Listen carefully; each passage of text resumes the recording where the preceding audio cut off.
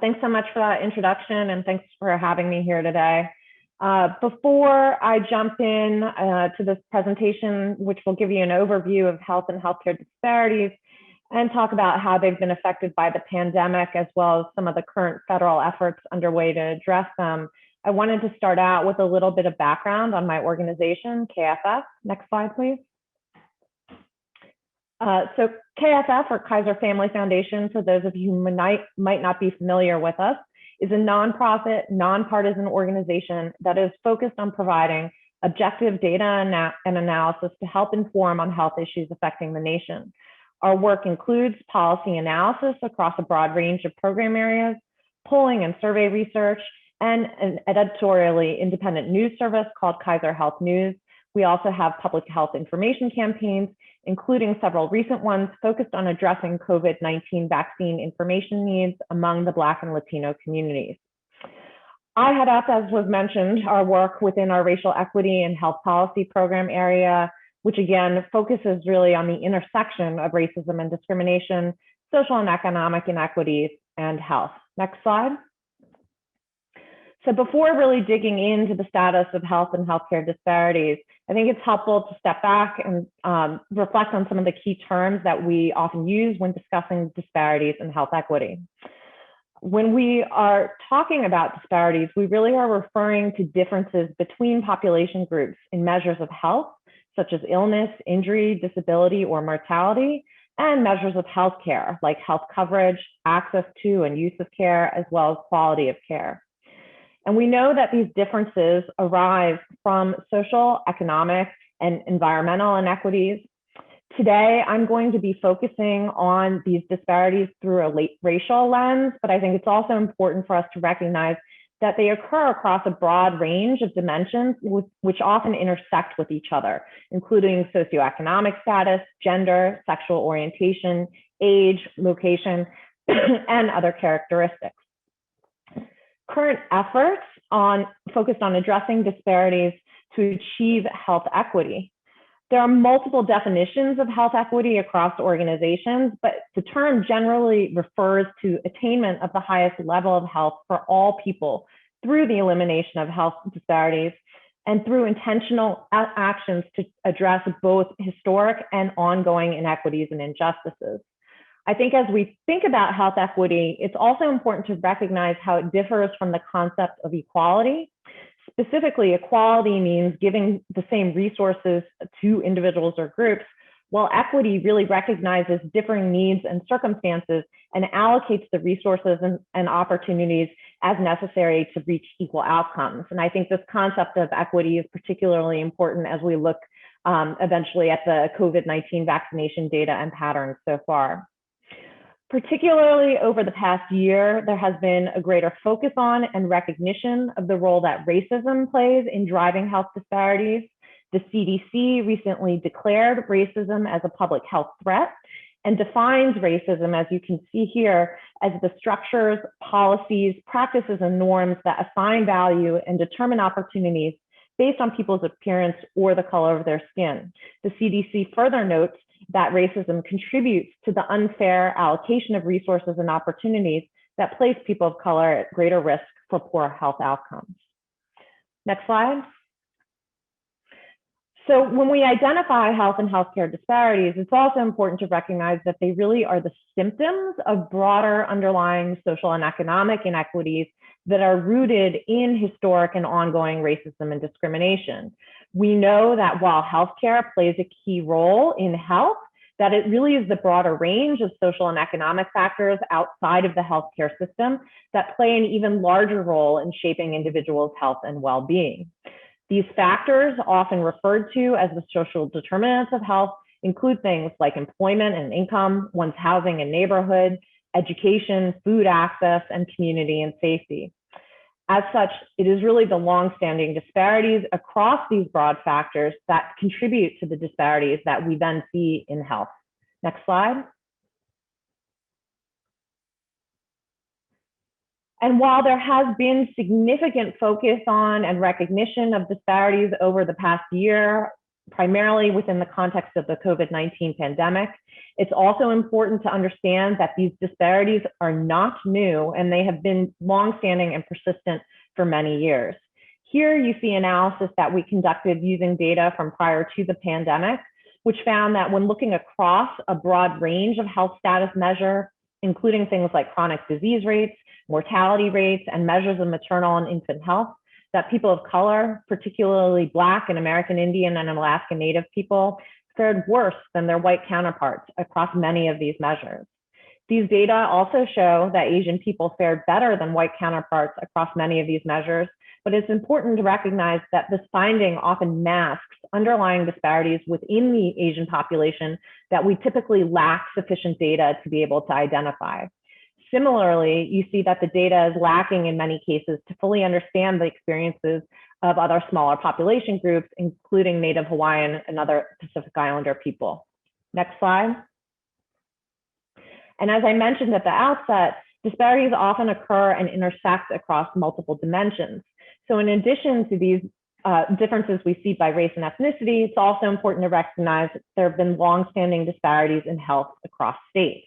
Here, for example, you see variation in the share of non-elderly adults who were at higher risk for serious illness from coronavirus due to having an underlying health condition that increased the risk of serious illness if they contracted the virus. And this data shows that there are particularly high rates of underlying health conditions in the southern region of the country, for example. Next slide. Beyond these disparities in health, there also have been longstanding disparities in health coverage and access to care. These data show that prior to the implementation of the Affordable Care Act major coverage expansions in 2014, people of color were more likely to be uninsured than their white counterparts. Under the ACA, there were large coverage gains across all racial and ethnic groups, but these disparities in coverage persisted. And over the past few years, coverage gains have eroded, and some of the prior coverage gains that were achieved under the ACA have declined, particularly for Hispanic people. And beyond the data that we show here, which go through 2019, the pandemic has likely contributed to further coverage losses, particularly among lower income workers who are disproportionately people of color. Next slide. We also know that state policy choices have important implications for access to health coverage and in turn contribute to the disparities we see in health coverage. For example, here you see that most of the 12 states that have not yet adopted the ACA Medicaid expansion to low-income adults are in the southern region of the country, which is home to higher shares of the Black population. As such, uninsured Black adults are more likely than uninsured white adults to fall into what is called the coverage gap, meaning that they earn too much to qualify for Medicaid since their state has not implemented the expansion, but not enough to qualify for the marketplace subsidies for ACA coverage, which begin at 100% of the federal poverty level. Next slide. And the COVID-19 pandemic has really exposed and exacerbated all of these underlying disparities in health and healthcare.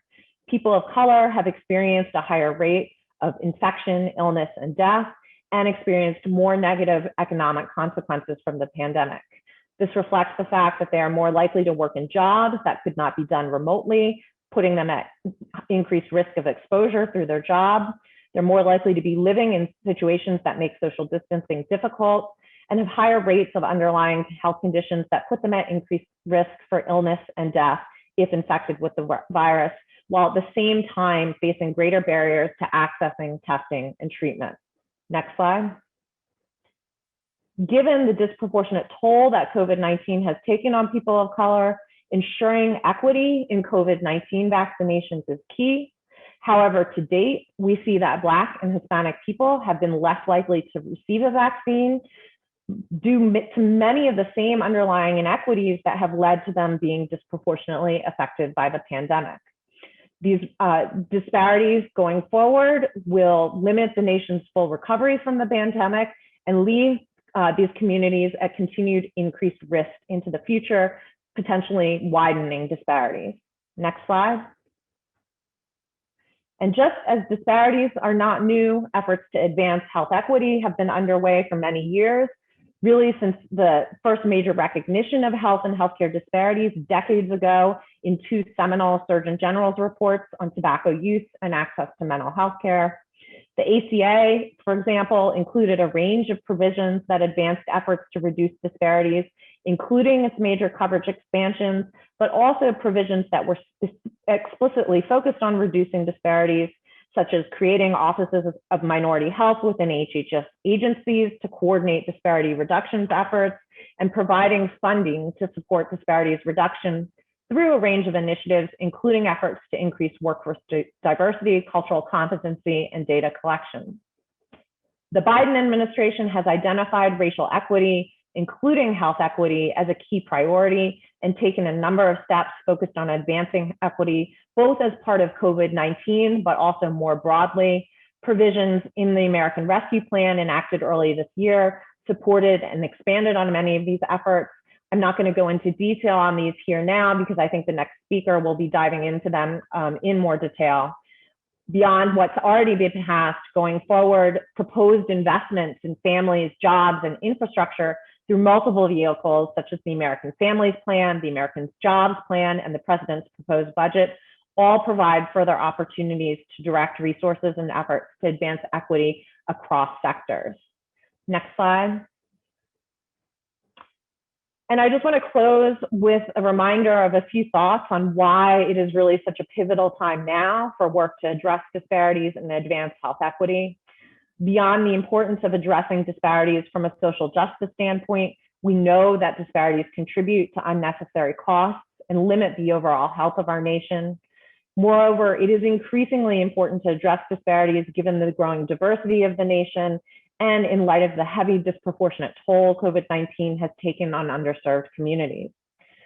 We really right now are in a pivotal moment of opportunity to achieve progress on advancing health equity. And I think it's important that we set a goal that is not to just return to pre-COVID circumstances, but to think about how we can build back better with an eye really to a more equitable future than we started with prior to the pandemic.